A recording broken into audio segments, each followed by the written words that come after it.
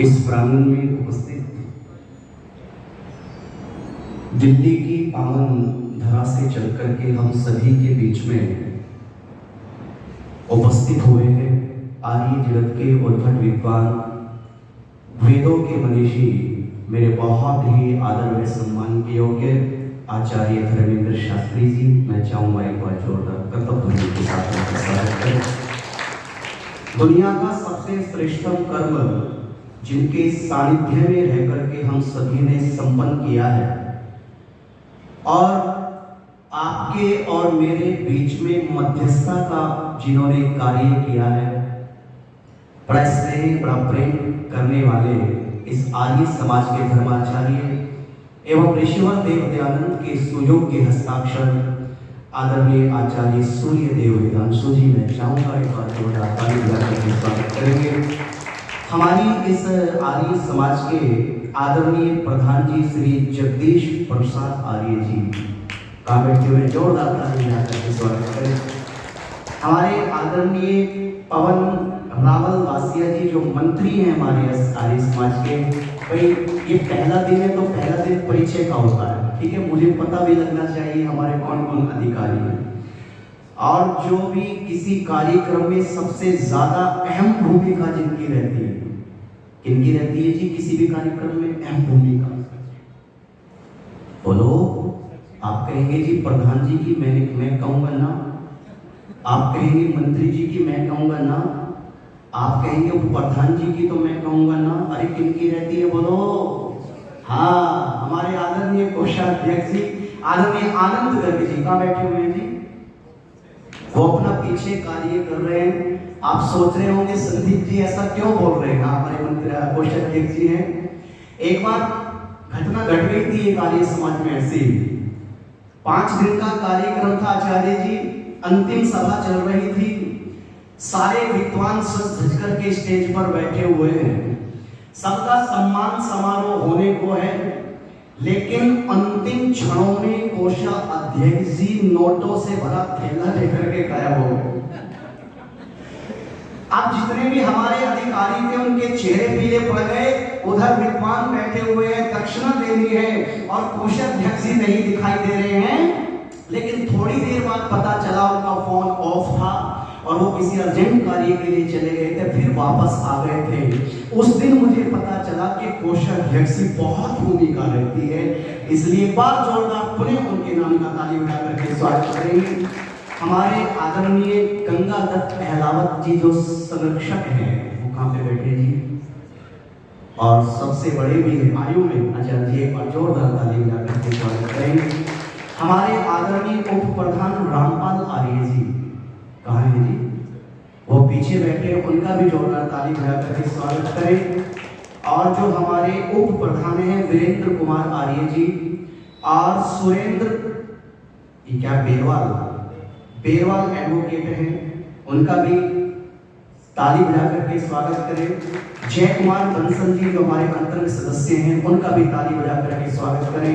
लक्ष्मी गार्गी अनसुईया एवं मलालसा के समान पवित्र मेरी वंदनीय पूजनीय मातृशक्ति, भारत का भविष्य, नन्ही नन्ही मुस्कान वाले प्यारे बच्चे, किसको कह दूं जी? किसको कह दूं? ये विचारणीय विषय है। एक था नन्ही नन्ही मुस्कान वाला, उसको मैं कमरे में बंद करके आया हूँ अभी। मैंने कहा बेटा तू सो, थोड़ी खेल, बाद में मैं मिलता हूँ।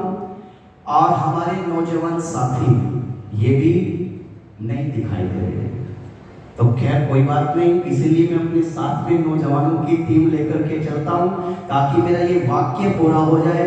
सालों से मेरे साथ में संगतिकरण करते आ रहे भाई अंकुर आर्य जी एवं भाई गौरव आर्य जी। आइए समय आज का पहली सभा का इस प्रथम बेला का थोड़ा कम रखा गया है। आगे जैसे जैसे समय की स्थिति होगी वैसे ही बातें और भजन आपके बीच में रखेंगे। बस थोड़े से शब्द और विचार मैं आपके बीच में रखूंगा। सभी को भोजन पहुंचा काहे जहां जो पैदा होता है, और तू तो उसको भी पाले जो मां के उर में सोता। मेरी आवाज क्लियर आई थी जब भजन के बॉल चल रहे थे?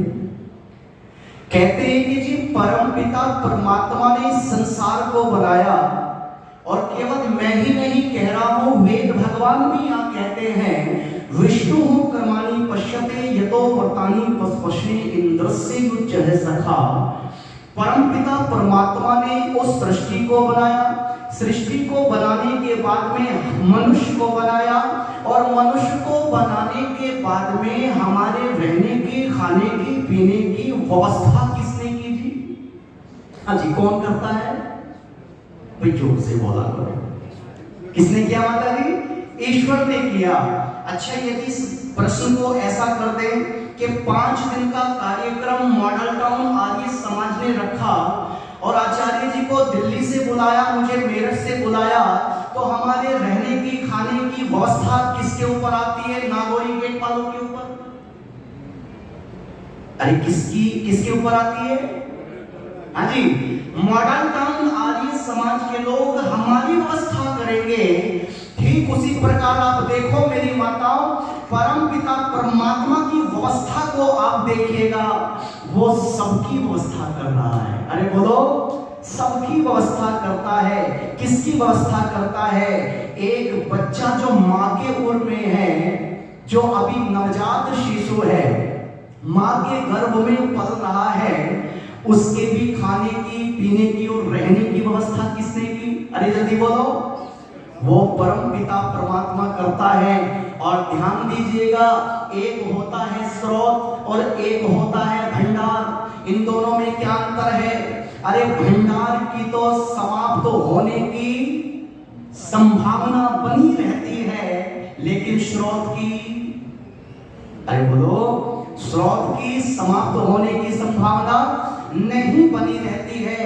कितने गजब की मशीन है परम पिता परमात्मा की, और क्या व्यवस्था है, किस प्रकार से वो हमारा लालन पालन कर रहा है। यहाँ कितने लोग ऐसे बैठे हैं जिन्होंने खेती की होगी अपने जीवन में? कितने जी, जरा वो हाथ खड़ा करके बताएं। 1 2 3 4, यानी कि 7 से 8 लोग यहाँ बैठे हुए हैं जिन्होंने खेती की है। तो आप जरा ईमानदारी के साथ में बताना, जब हम गेहूं की खेती करते हैं, जब हम मक्का की खेती करते हैं, जब हम बाजरा की खेती करते हैं, तो हम जब प्रथम बार गेहूं की खेती करते हैं तो 1 बीघा खेत में कितने दाने डालते हैं गेहूं के? अरे कितने किलो? लगभग 20 किलो के करीब। कितना है ना जी? 20 किलो के करीब हम 1 बीघा में खेत में दाने डालते हैं। और जब फसल अपने मौसम में आती है तो कितने दाने मिलते हैं? हाँ जी, कितने दाने मिले? करोड़ों, लाखों, सैकड़ों दाने हमें परमपिता परमात्मा ने वापस कर दिए। अरे हमने डाले तो केवल 20 किलो थे और वापस कितने हुए? हाँ जी, जल्दी बोलो, समय तेजी के साथ दौड़ रहा है। वापस कुंटलों में परमपिता परमात्मा ने किया। एक सेठ जी इस बात को बैठे हुए सुन रहे थे मुंबई के अंदर। वो मेरे कमरे में आए, उन्होंने कहा, संदीप जी क्या ये बात ठीक है? मैंने कहा कौन सी बात? बोले हम खेत में थोड़े से दाने डालें और 6 महीने के बाद में करोड़ों दाने हमें परमपिता परमात्मा दे देता है। बोले ये बात ठीक है क्या? मैंने कहा 100% ठीक है। तो सेठ जी कहने लगे, तो संदीप जी यदि यही सेम फॉर्मूला मेरे घर में रखी हुई तिजोरी के साथ में हो जाए तो आनंद आ जाएगा। मैंने कहा क्या मतलब है? तो सेठ जी कहते हैं, मैं अपने घर की तिजोरी में 1000 रुपए रखूं और जब 6 महीने बाद तिजोरी का गेट खोल करके देखूं तो उसमें से लाखों रुपए मुझे मिल जाएंगे। अच्छा बताओ हिसाब वालों, क्या ऐसा होना संभव है क्या? हाँ जी माताओं, यदि ऐसा होना संभव हो गया तो ध्यान दीजिएगा, फिर जैविक रचना में और दैविक रचना में कोई भी भेद नहीं होगा। ये जैविक और दैविक क्या है? बहुत सिंपल सी बात है। जैविक रचना किसके द्वारा की जाती है? मनुष्य के द्वारा की जाती है। और दैविक रचना किसके द्वारा की जाती है? ईश्वर के द्वारा की जाती है। और आगे सुनिएगा कितने गजब की व्यवस्था करता है। कहा कि एक बच्चा मां के गर्भ में है और वो परम पिता परमात्मा से प्रश्न कर रहा है और बड़ा दार्शनिक प्रश्न किया। और क्या प्रश्न किया? वो परम पिता परमात्मा से नवजात शिशु काल कोठरी के अंदर प्रश्न कर रहा है कि हे ईश्वर, आपने मेरे खाने पीने की व्यवस्था इस गर्भ में तो कर रखी है, लेकिन जब मैं 9 महीने का कार्यकाल पूरा करने के बाद में इस भौतिक संसार में आऊंगा, तो क्या तब भी आपने मेरे खाने पीने की व्यवस्था कुछ की है या नहीं की है? आप देखिएगा वो बच्चा कैसे कैसे प्रश्न गर्भ में परमपिता परमात्मा से कर रहा है और परमपिता परमात्मा कितने गजब का उत्तर देते चले आ रहे हैं। आइए सुनिएगा कि सबके मालिक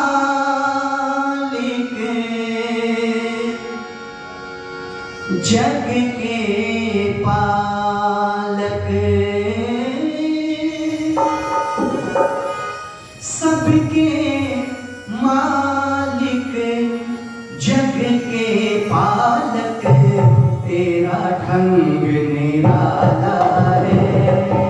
सबके मालिक जग के पालक, तेरा ढंग निराला है। जीव जहाँ जो पैदा किया है, जीव जहाँ जो पैदा किया है, तूने सबको पाला है।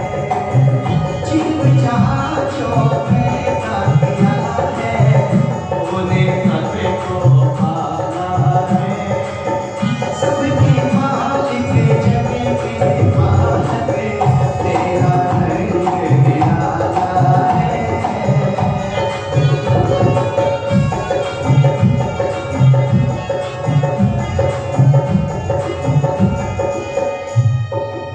कि बच्चा माँ के गर्भ में आए, माँ को ये मालूम नहीं। बच्चा माँ के गर्भ में आए, माँ को ये मालूम नहीं। लड़का है या लड़की है, लड़की है या लड़का है, गोरा है या काला है, लड़की है या लड़का है, गोरा है या काला है। सबके मालिक जग के पालक, तेरा ढंग निराला है।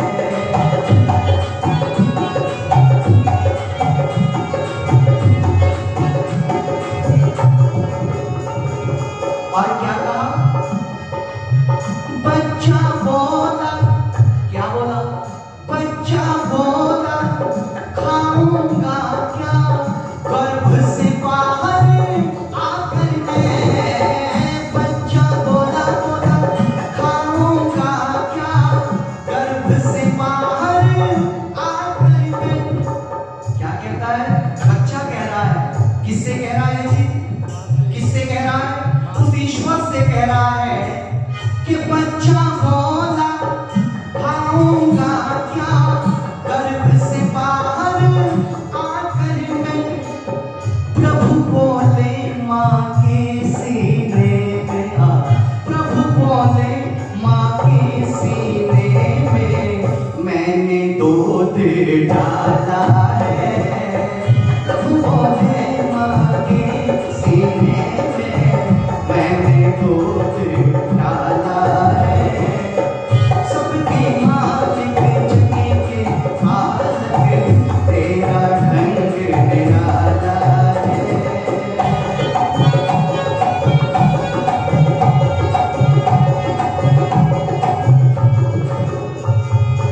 बच्चे ने कहा, हे परमपिता परमात्मा, माँ का दूध मैं पीऊंगा? बोले हाँ, माँ का दूध पीकर के तेरा पेट भर जाएगा। वो बच्चा कहता है, परमपिता परमात्मा एक बात बताओ, यदि माँ का दूध पीकर के भी मेरा पेट नहीं भरा, तो आपने और क्या व्यवस्था मेरे लिए की है? और क्या कहने लगे? बच्चा बोला खाऊंगा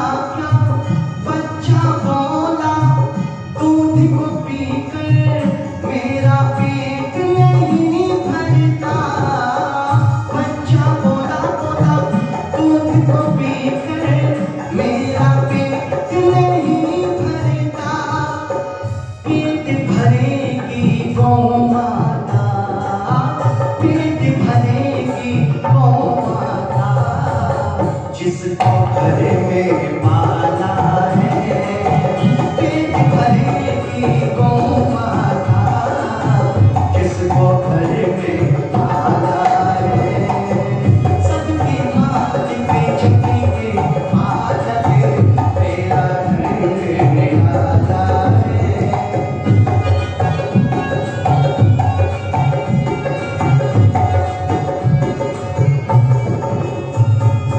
बच्चे ने कहा, अच्छा गौ माता का दूध पी करके मेरा पेट भर जाएगा? बोले हाँ बिल्कुल भरेगा। वो बच्चा कहता है, हे ईश्वर, यदि गौ माता का दूध पीने के बाद भी यदि मेरा पेट नहीं भरा तो क्या करोगे? बच्चे के प्रश्न खत्म नहीं हो रहे हैं, लेकिन ईश्वर भी उत्तर दे रहे हैं। और बच्चे ने फिर कर दिया प्रश्न, क्या कि बच्चा बोला, दूध गौ का पी करके भी मैं भूखा रह जाता हूँ। बच्चा बोला, दूध गौ का पी करके भी मैं भूखा रह जाता हूँ।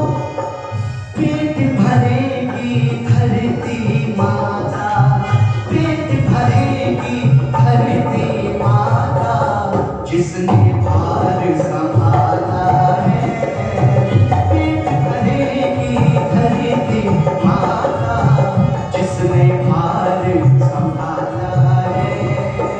सबकी मालिक जगी के मालक, तेरा घर निराला है।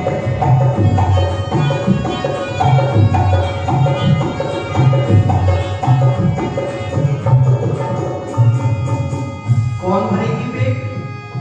हाँ जी, ईश्वर क्या कहते हैं, ये धरती माँ जो है ना बेटे, ये तेरा पेट भरेगी।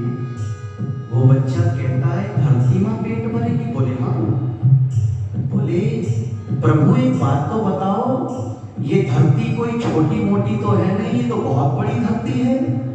लेकिन मुझे कैसे पता चलेगा कि इस धरती पर, इस भूमि पर मेरे खाने पीने योग्य वस्तु कौन सी है, ये मुझे कैसे पता चलेगा? अच्छा बताओ, यदि व्यक्ति को 2 साल तक अन्न खाने के लिए ना मिले, दूध पीने के लिए ना मिले, सब्जियां खाने के लिए ना मिले, तो बताओ मेरी माताओं, वो जीवित रहेगा या मर जाएगा? अरे बोलो माताओं, मर जाएगा? हाँ जी, आप बताइए, मर जाएगा? आपने कहा जी यदि दूध पीने को नहीं मिला, अन्न खाने को नहीं मिला, तो व्यक्ति 2 साल तक जीवित बोलो नहीं रहेगा। जब भगवान श्री राम को 14 वर्ष का वनवास हुआ, तो क्या वो अपने घर से आलूओं की बोरी लेके गए थे क्या? अनाज की बोरी लेकर के गए थे क्या? दूध का टैंक लेकर के गए थे क्या? तो फिर 14 वर्ष तक भगवान राम, लक्ष्मण मैया सीता क्या खा करके जीवित रहे?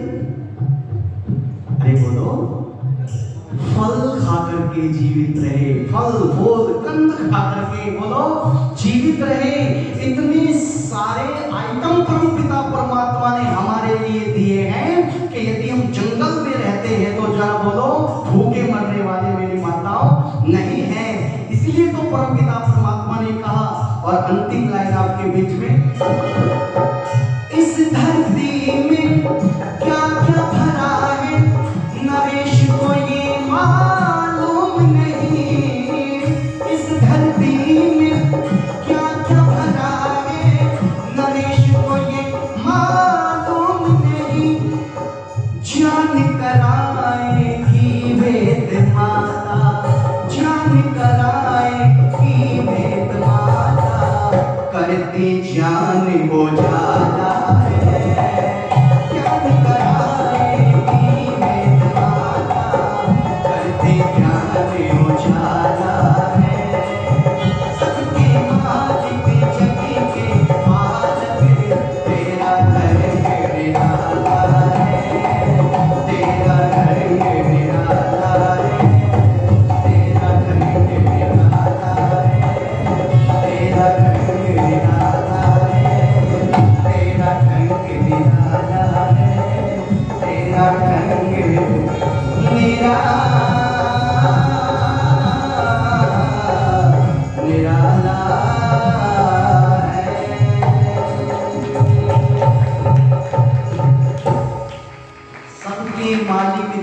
पालक अरे बोलो तेरा ढंग निराला है। मेरे पास में ज्यादा व्याख्या करने का इस वक्त समय नहीं बचा है, मात्र से 3-4 मिनट मेरे पास में शेष है। और आइए, ये विषय तो काफी लंबा है, बस अपने इस बात को, अपने विचारों को 2 पंक्तियों के साथ में व्यायाम की ओर लेकर के चलूंगा। आइए, बड़ा सुंदर लिखा।